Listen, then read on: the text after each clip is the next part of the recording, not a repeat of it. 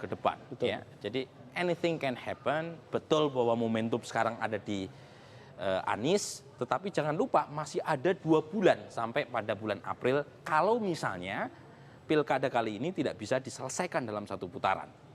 Nah, ini yang akan menjadi menarik karena kalau kita lihat dari data tren, meskipun head to head masih kalah antara Ahok versus Anies, tetapi mengecil juga itu.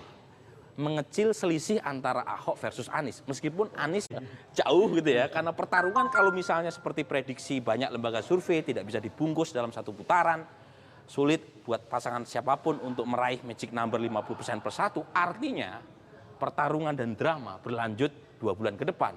Dan artinya lagi, bukan hanya pendekatan di level bawah terkait dengan pendukung pasangan nomor urut 1, tapi juga ini pendekatan ke elit.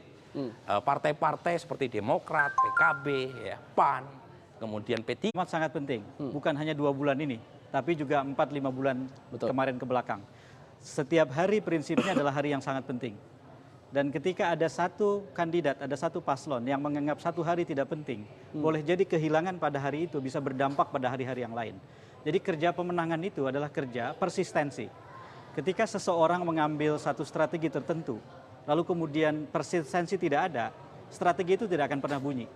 Jadi strategi itu menjadi penting, manakah yang pertimbangannya paling ibu, bapak, saudara timbang untuk menentukan pilihan terhadap calon gubernur dan wakil gubernur.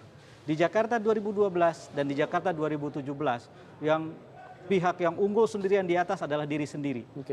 Lalu kemudian pihak yang lain keluarga, teman kerja, teman dan seterusnya, lingkungan kecil, ketua RT, ketua RW dan lain-lain. Jadi harus diingat oleh semua pihak bahwa di Jakarta sudah unggul, yang lain pasti kalah. Tidak ada. Tidak pernah ada definisi seperti itu di dalam kerja politik. Anything can happen. Anything can Yang happen. penting bisa terjadi. Gini, tadi elit maupun masanya, supir maupun penumpangnya itu harus dalam satu gerak nafas yang sama.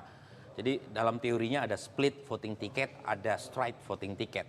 Nah, dalam kasus di Jakarta di mana kedekatan pemilih dengan partai hanya 8,4%, artinya meskipun mereka punya sikap pilihan preferensi terhadap elektabilitas dihitung untuk putaran pertama. Katakanlah kita bayangkan ada 2 putaran.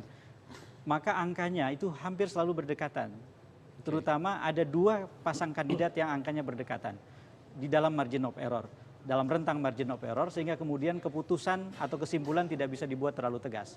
Tetapi di survei kami, termasuk second opinion survei lain yang kerjasama dengan tim kami, juga di beberapa survei yang lain, ketika kemudian simulasi head to head